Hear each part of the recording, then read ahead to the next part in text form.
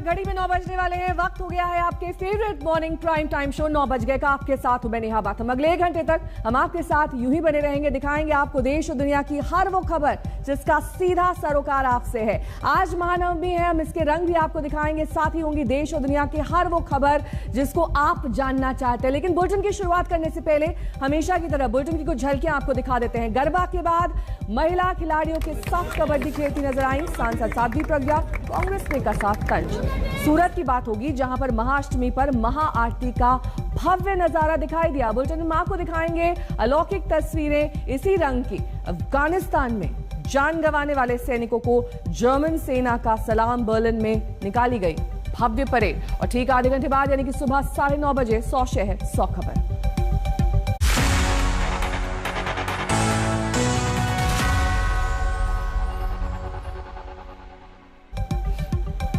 और सबसे पहले बुलेटिन में बात करेंगे महानवमी की। आज महानवमी है और आप सभी को हार्दिक शुभकामनाएं। महानवमी के अवसर पर मां दुर्गा के 9वें रूप मां सिद्धिदात्री की पूजा की जाती है। मां दुर्गा की पूजा पंडालों में सुबह से इसकी रौनक दिखाई दे रही है। शहर शहर उल्लास की तस्वीरें सामने आ रही। कहीं आरती जल रही, कहीं आरती की जा रही है तो कहीं दीपों का प्रज्वलन हो रहा है, कहीं गरबा के रंग है तो कहीं भव्य पूजा पंडाल सजे हुए हैं। मंदिरों में माता का दरबार सज गया है। क्या आम क्या खास, हर किसी पर त्योहार का रंग दिखाई दे रहा है। और इसी रंग में फिल्म अभिनेत्री काजोल भी दिखाई दी। सुबह सुबह वो मुंबई के एक पंडाल में पहुंची, मां दुर्गा के दर्शन किए। काफी देर तक पूजा पंडाल में रहने के बाद वो वहां से निकली और कल भी वो इसी पूजा पंडाल में पहुंची थी। काफी भावुक दिखाई दी। अपने बेटे के साथ काजोल पूजा पंडाल में, मुंबई के पूजा पंडाल में सुबह से ही सेलिब्रिटीज का आना आम बात है। और इसी क्रम में काजोल भी दिखाई दी अपने पूरे परिवार के साथ। उनकी मां, उनका बेटा, उनके परिवार के अन्य सदस्य, बहनें, ये सभी पूजा पंडाल में मौजूद थे। मुंबई में ये भव्य पूजा पंडाल जहां पर पूरे विधि विधान के साथ कल महाअष्टमी की पूजा काजोल ने की और आज महानवमी के अवसर पर भी सुबह काजोल दर्शन के लिए पहुंची।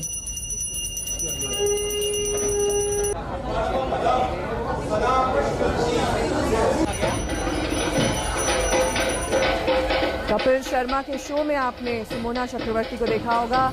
ये भी पूजा आरती और इस पंडाल में दिखाई दी।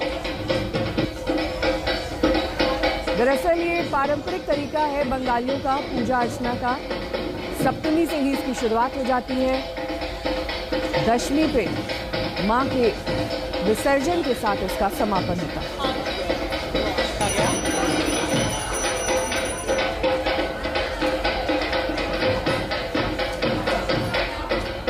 और आइए अब नवरात्र के कुछ और रंग आपको दिखाते हैं। प्रयागराज से सूरत तक की तस्वीरें सामने आई हैं। आसनसोल से असम तक परंपरागत उल्लास से सराबोर ये त्योहार है। देखिए इस रिपोर्ट के जरिए कैसे।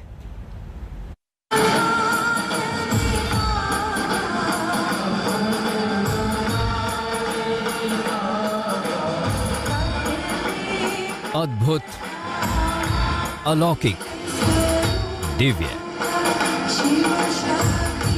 महाअष्टमी पर महाआरती का ये अलौकिक नजारा सूरत के वराछा इलाके में स्थित उमिया धाम मंदिर का है।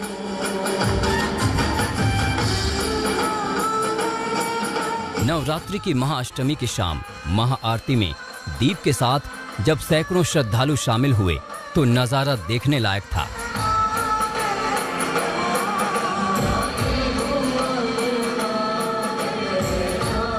उमिया धाम से नवरात्र और दिवाली पर महाआरती की अलौकिक तस्वीरें पहले भी आती रही हैं, लेकिन कोरोना की वजह से इस बार 2 साल बाद ये मौका आया।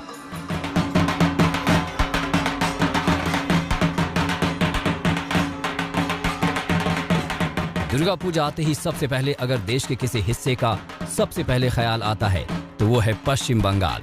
कोरोना की लंबी पाबंदी से उबरने के बाद यहाँ भी दुर्गा पूजा में परंपरागत हर्षोल्लास लौट आया। आसनसोल के महावीर स्थान दुर्गा पूजा कमेटी में चल रहा धुनुची डांस उसी परंपरा का खूबसूरत हिस्सा है।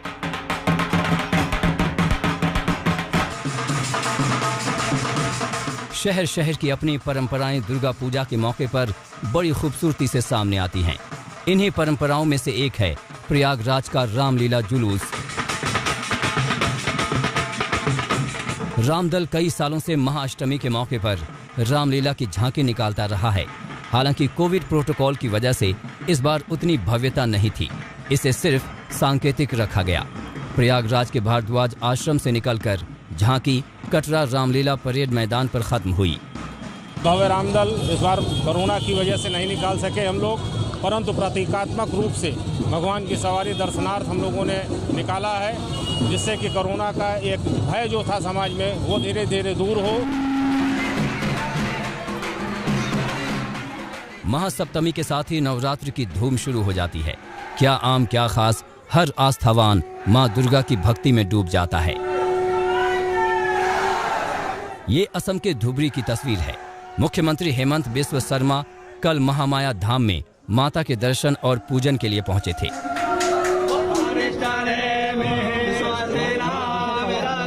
उत्तर प्रदेश के मुख्यमंत्री योगी आदित्यनाथ भी महाअष्टमी के मौके पर गोरखपुर के प्रसिद्ध कालीबारी मंदिर पहुंचे थे। यहां उन्होंने माता के दर्शन कर आरती की और चुनरी भी चढ़ाई। उधर बिहार के सीएम नीतीश कुमार ने कल पटना सिटी स्थित एक के बाद एक कई मंदिरों में जाकर पूजा अर्चना की। नीतीश ने शीतला मंदिर के अलावा बड़ी पटन देवी और छोटी पटन देवी के दर्शन किए।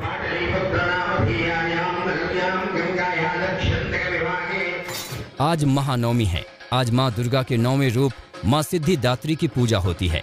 देश के कई हिस्सों में महानवमी पर कन्या पूजन का भी विधान है। दुर्गा मंदिर में सुबह से महानवमी का उल्लास नजर आने लगा है। आज तक ब्यूरो। प्रेमा राजाराम मेरी सहयोगी इस वक्त कोलकाता के एक पंडाल से हमारे साथ जुड़ गई हैं। प्रेमा, किस तरह की रौनक वहां दिखाई दे रही है और सीएम ममता बनर्जी ने इस बार कैसे महानवमी और अष्टमी का पर्व मनाया है? अगर महाअष्टमी और नवमी के बारे में बात करें तो ये एक सेलिब्रेशन का एक उत्सव है और दुर्गा पूजा के दिन के उत्सव पर हम देख रहे हैं कि बहुत सारे लोग बाहर निकल चुके हैं रात में पंडाल देखने के लिए, क्योंकि बहुत खूबसूरत तरीके से पंडालों को सजाया गया है हर जगह पर। और यहाँ पे हम देख पा रहे हैं भवानीपुर जो है मुख्यमंत्री ममता बनर्जी का जो गढ़ है, यहाँ पर एक पंडाल के भीतर हम अभी यहाँ पे हैं और यहाँ पे बहुत सुंदर तरीके से प्रतिमा को सजाया गया है। और कुछ ही देर में यहाँ पे जो भक्त है वो यहाँ पे आएंगे पूजा अर्चना के देने के लिए और बहुत सारे लोग एक पंडाल से दूसरे पंडाल जाएंगे। आज दुर्गा पूजा का 9वां दिन है और आज आखिरी दिन है जब वो पंडाल हॉपिंग कर सकते हैं, क्योंकि दशमी के दिन सिंदूर खेला उस और बाकी सारी चीज़ें पर फोकस होगी। तो आज पंडाल हॉपिंग का आखिरी दिन है और लोग बहुत ही ये इस दिन के लिए वो लोग इंतज़ार कर रहे हैं, क्योंकि आज के दिन धुनुची नाच भी होगा। तो धुनुची नाच के लिए सभी इंतज़ार कर रहे हैं।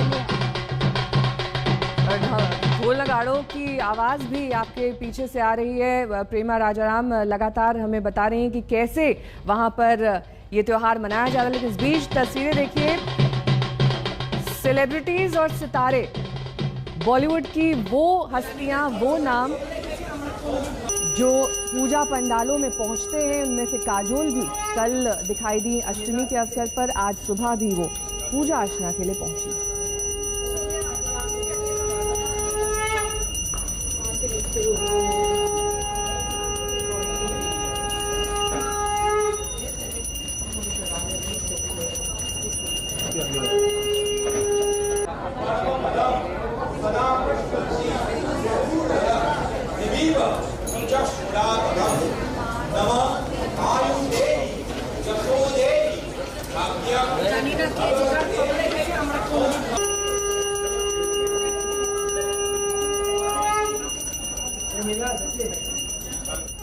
त्योहारों के रंग से निकलकर अब राजनीति के रंग आपको दिखा देते हैं। बात पंजाब और केंद्र सरकार पर छिड़े विवाद की करेंगे। ये विवाद दरअसल खड़ा हुआ बीएसएफ के अधिकार क्षेत्र में बढ़ोतरी को लेकर।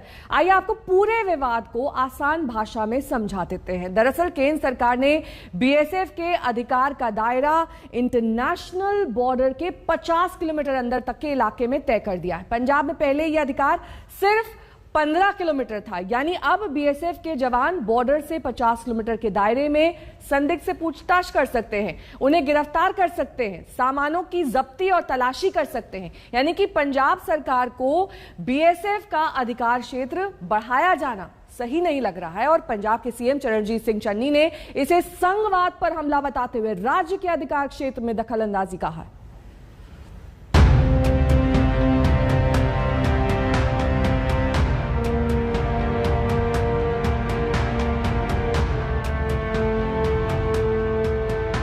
पाकिस्तान और बांग्लादेश से सटी हमारे मुल्क की अंतर्राष्ट्रीय सरहदों की हिफाजत में जुटे देश के एक अहम पैरामिलिट्री फोर्स बीएसएफ को मिली है नई ताकत। बीएसएफ को कुछ सरहदी सूबों में अब एक्शन का ज्यादा अधिकार मिल गया है। गृह मंत्रालय की एक अधिसूचना के जरिए ये फैसला 11 अक्टूबर से लागू हो गया है। जिन राज्यों में बीएसएफ को ज्यादा सीमा तक अधिकार मिले हैं उनमें पंजाब भी है। इस अधिसूचना के जरिए अब बीएसएफ को सीमा से सटे कुछ राज्यों के ज्यादा इलाके में तलाशी लेने, जब्त करने और गिरफ्तार करने का अधिकार मिला है। हम आपको राज्यवार बताते हैं कि कहां बीएसएफ को ज्यादा इलाके में कार्रवाई करने का अधिकार मिला है। इसमें सबसे अहम है पंजाब। पंजाब में अंतर्राष्ट्रीय सीमा से 15 किलोमीटर तक बीएसएफ को कार्रवाई का हक था, लेकिन अब 50 किलोमीटर तक उसे यह हक होगा। पश्चिम बंगाल में भी बीएसएफ को 50 किलोमीटर तक एक्शन का हक होगा। असम में भी बीएसएफ का अधिकार क्षेत्र अब अंतर्राष्ट्रीय सीमा के भीतर 50 किलोमीटर तक होगा। गुजरात में इंटरनेशनल बॉर्डर से 80 किलोमीटर में बीएसएफ को ये हक था, लेकिन इसे घटाकर 50 किलोमीटर कर दिया है। राजस्थान में पहले की तरह 50 किलोमीटर तक बीएसएफ एक्शन ले सकेगा। फैसला कई राज्यों को लेकर हुआ। मकसद बताया गया ट्रांस बॉर्डर क्राइम को रोकना, लेकिन बवाल पंजाब में हो रहा है। ऐसा इसलिए क्योंकि अब आधे पंजाब के भूभाग पर बीएसएफ को जब्ती, गिरफ्तारी और तलाशी का हक मिल गया है। इसको लेकर पंजाब में सियासी घमासान छिड़ गया है। मोर्चा खोला है खुद सीएम चन्नी ने। उन्होंने ट्वीट किया, बीएसएफ को 50 किलोमीटर तक के इलाके में कार्रवाई करने का अधिकार देने के भारत सरकार के फैसले की मैं कड़ी आलोचना करता हूं। ये संघीय ढांचे पर सीधा हमला है और गृह मंत्री से अपील करता हूं कि तुरंत फैसला वापस लिया जाए। पंजाब के होम मिनिस्टर और डिप्टी सीएम सुखजिंदर सिंह रंधावा ने भी केंद्र के फैसले को लेकर सवाल खड़े किए। उनके सुर में सुर मिलाए आम आदमी पार्टी ने। डायरेक्ट फैडरल स्ट्रक्चर ਦੇ ਵਿੱਚ ਉਹਨਾਂ ਨੇ ਦਖਲਅੰਦਾਜ਼ੀ ਕੀਤੀ ਜਿਹੜੀ ਕਦੀ ਵੀ ਬਰਦਾਸ਼ਤ ਨਹੀਂ ਹੋ ਸਕਦੀ। ਇਹੋ ਜਿਹੀ ਚੀਜ਼ਾਂ ਜਿਹੜੀਆਂ ਨੇ ਕਿ ਸਿੱਧੀ ਜਿਹੜੀ ਸਟੇਟ ਗਵਰਨਮੈਂਟ ਦੇ ਜਿਹੜੇ ਕੰਮ ਨੇ ਉਹਨਾਂ ਨੂੰ ਗਵਰਨਮੈਂਟ ਆਫ ਇੰਡੀਆ ਜੇ ਆਪਣੇ ਸਟੇਟ ਪੁਲਿਸ ਜਾਂ ਹੋਰ ਪੁਲਿਸ ਜਿਹੜੀ ਹੈ ਸਾਡੀਆਂ ਫੋਰਸਿਸ ਨੇ ਉਹਨਾਂ ਲਈ ਕਿਹੜਾ ਕੰਮ ਰਹੇਗਾ। ਇਹ ਰਾਜਾਂ ਦੇ ਜਿਹੜੇ ਅਧਿਕਾਰਾਂ ਦੇ ਡਾਕਾ ਅਸੀਂ ਇਹਦਾ ਪੁਰਜੋਰ ਵਿਰੋਧ ਕਰਦੇ ਹਾਂ ਔਰ ਮੰਗ ਕਰਦੇ ਹਾਂ ਕਿ ਕੇਂਦਰ ਸਰਕਾਰ ਇਸ ਤੁਗਲਕੀ ਫੈਸਲੇ ਨੂੰ ਵਾਪਸ ਲਵੇ ਤਾਂ ਕਿ ਪੰਜਾਬ ਦੇ ਲੋਕਾਂ ਦੇ ਵਿੱਚ ਕੁਝ ਆਪਣਾ ਤਾਲਾ, ਕੁਝ ਪਿਆਰ ਦਾ ਸੁਨੇਹਾ ਜਾਵੇ और अपन देश को आगे लेके चलेंगे। जिस तरह से फैसले को लेकर पंजाब में सियासी भूचाल आया है, उसको देखते हुए आने वाले सूबे के विधानसभा चुनाव में अब ये अहम मुद्दा बनेगा। चंडीगढ़ से सत्येंद्र चौहान के साथ कमलजीत संधू, आज तक। बीएसएफ का अधिकार क्षेत्र बढ़ाने पर सियासी दलों में तीखी प्रतिक्रिया आई है। ये आपको दिखाते हैं कुछ प्रतिक्रियाएं। मुख्यमंत्री के अधिकारों में क्यों बार बार हनन करना चाहते हो? क्यों आपने तो एक बात करी थी कोऑपरेटिव फेडरलिज्म की, एक वर्ड आपने कॉइन किया था कोऑपरेटिव फेडरलिज्म। ये कोऑपरेटिव फेडरलिज्म है कि आप चुने हुए राज्य के मुख्यमंत्री के क्षेत्राधिकार में अचानक से आप अपना वर्चस्व या अपने पावर्स को लगा देते हो। इसको कोऑपरेटिव फेडरलिज्म कहते हैं क्या? बॉर्डर का बहाना बना के 50 किलोमीटर इसका मतलब कि आलमोस्ट सारी स्टेट का जो लैंड आर्डर है वो केंद्र के हवाले की।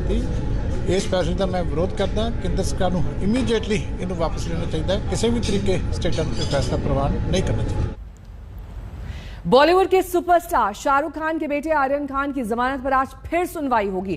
एनसीबी ने आर्यन खान के खिलाफ बहुत मजबूत केस बनाया है। उन पर इंटरनेशनल ड्रग नेटवर्क में शामिल लोगों से व्हाट्सएप चैट का आरोप लगा है। कल अदालत में सौंपे गए अपने जवाब में एनसीबी ने आर्यन की जमानत का विरोध किया है।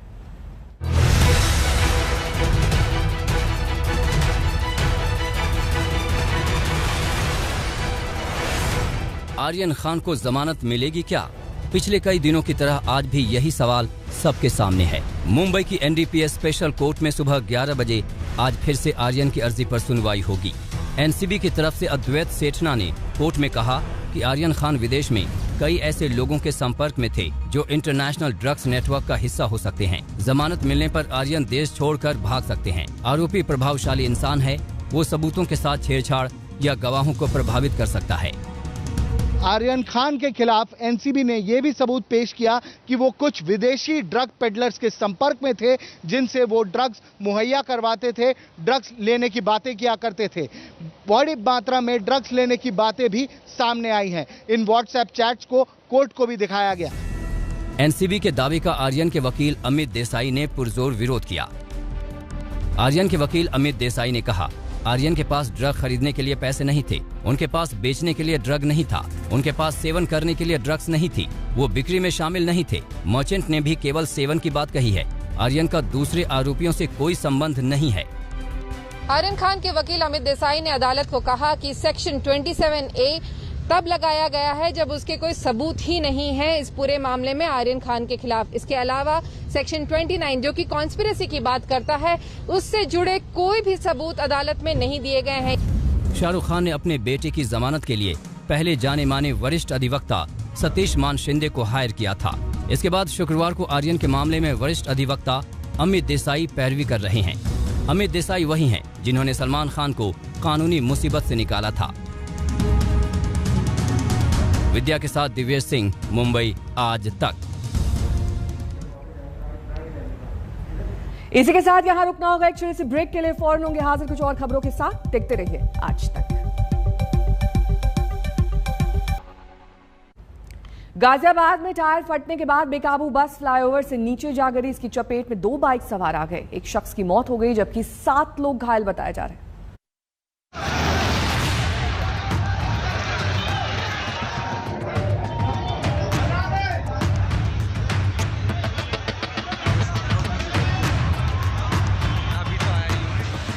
गाजियाबाद में फ्लाईओवर से गिरी बस, टायर फटने से हुआ भीषण हादसा। चपेट में आकर 3 लोग पूरी तरह घायल। गाजियाबाद के भाटिया मोड़ फ्लाईओवर से नीचे रात करीब 9 बजे तक अफरा तफरी मच गई जब एलजी कंपनी की ये बस पुल की रेलिंग तोड़कर सीधे नीचे आ गिरी। नोएडा से आ रही इस बस में एलजी के 7 कर्मचारी सवार थे। हादसे के तुरंत बाद चीख पुकार मच गई। कर्मचारियों को बस के शीशे तोड़कर निकाला गया। गाजियाबाद से मयंक गौड के साथ आज तक ब्यूरो। इसी के साथ यहाँ रुकना होगा एक छोटे से ब्रेक के लिए। फौरन होंगे हाजिर कुछ और खबरों के साथ। देखते रहिए आज तक।